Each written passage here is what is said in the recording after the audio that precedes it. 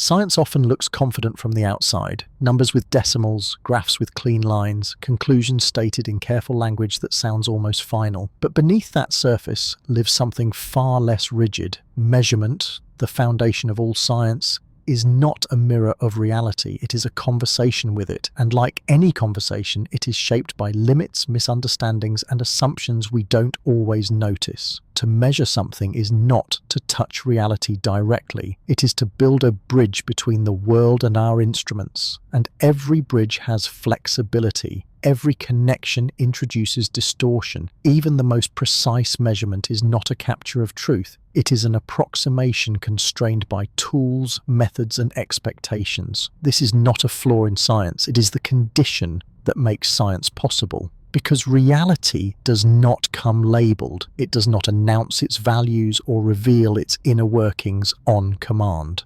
We infer, we estimate, we triangulate. We listen carefully to how nature responds when we ask questions in the form of experiments. Measurement is not observation alone. It is interpretation shaped by design.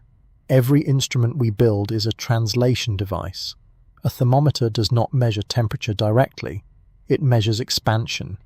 A clock does not measure time itself. It measures repetitive motion. A detector does not sense a particle. It registers an interaction and converts it into a signal we can record. Between the phenomenon and the number lies a chain of assumptions, and assumptions are invisible until they fail. Uncertainty is not an inconvenience in science. It is expected. Every measurement comes with an error bar, whether it is written down or not. These error bars are not admissions of weakness, they are acknowledgements of honesty. They say, this is how close we believe we are, given what we know and what we can control. Noise enters from everywhere. Thermal fluctuations, electrical interference, environmental conditions, random variation at microscopic scales. Even the act of measuring can disturb what is being measured. This is not philosophical, it is physical. Instruments interact with systems, they exchange energy, they leave traces. Precision, then, is not a destination, it is a moving target.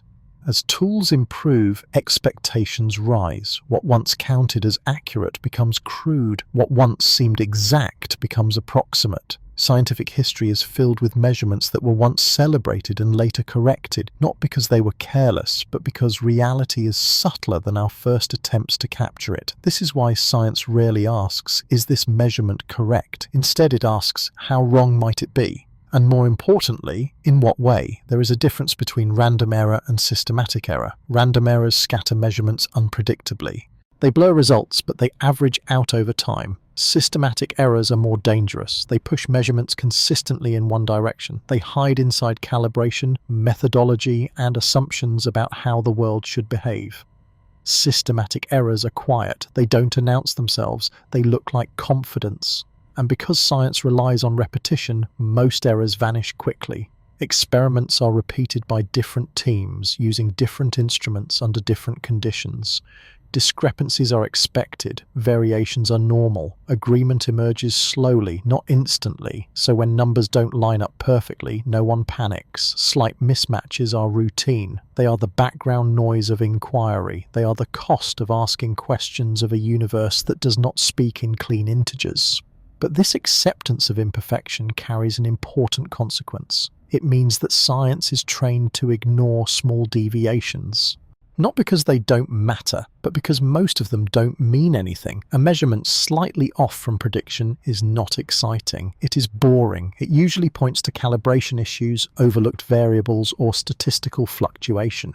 Scientists are cautious by necessity. If every anomaly were treated as a discovery, science would drown in false conclusions. This discipline, the habit of doubt, is what protects knowledge from collapsing under its own curiosity. But it also sets the stage for something rare, because sometimes an error does not behave like an error. Sometimes it does not shrink as instruments improve. It does not disappear when assumptions are revisited. It does not average away with more data. Instead, it sharpens. It becomes clearer, more precise, more stubborn. At first it looks like failure, then it starts to look like resistance. This is where measurement stops being a technical detail and becomes a philosophical challenge.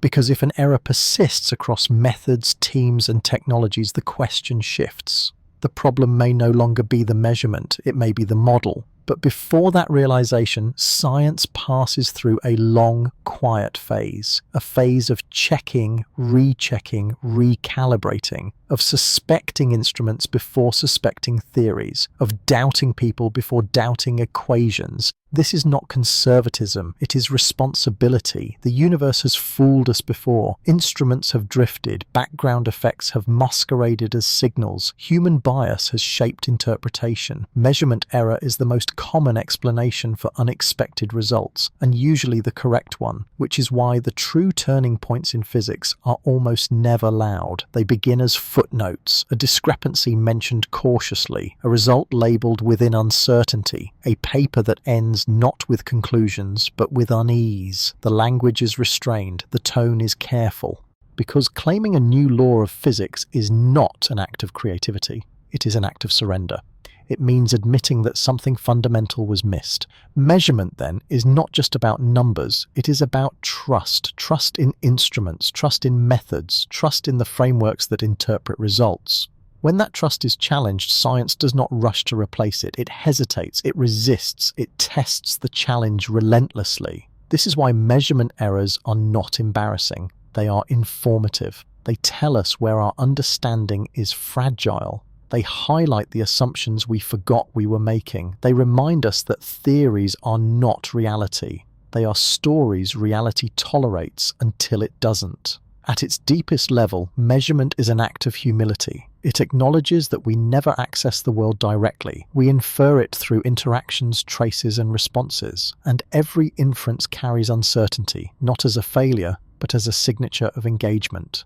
The universe does not hand us answers, it offers feedback. Sometimes that feedback is smooth, sometimes it is noisy, and sometimes, very rarely, it is stubborn. This video lives in that rare space. But to understand why a persistent discrepancy matters, we must first respect why most discrepancies do not. Why science is slow to trust anomalies. Why patience is not the enemy of discovery, but its gatekeeper. Because before an error can become a law, it must survive something far more powerful than excitement. It must survive skepticism, a number slightly off, a result that lands just outside expectation, not wrong enough to alarm, not clean enough to celebrate. It sits there quietly, marked with a footnote wrapped in uncertainty, filed under needs more data. This is how stubborn errors usually begin, not as shocks, but as irritations. Science is accustomed to these. Every experiment produces them. A mismatch here, a deviation there.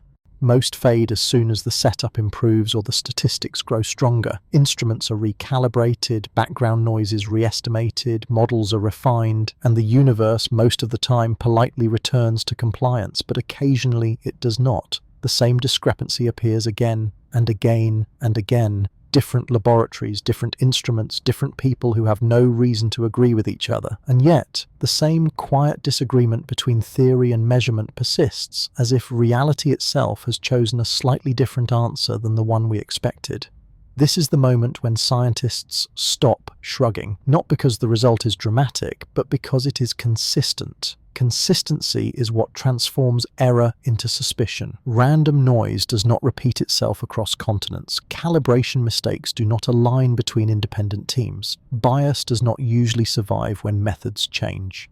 But when a discrepancy remains stable across time, technique, and perspective, it begins to acquire weight. It becomes difficult to dismiss without explanation. At this stage, no one talks about new physics. That language is far too premature. Instead, the response is almost ritualistic. Instruments are questioned again. Assumptions are dissected line by line.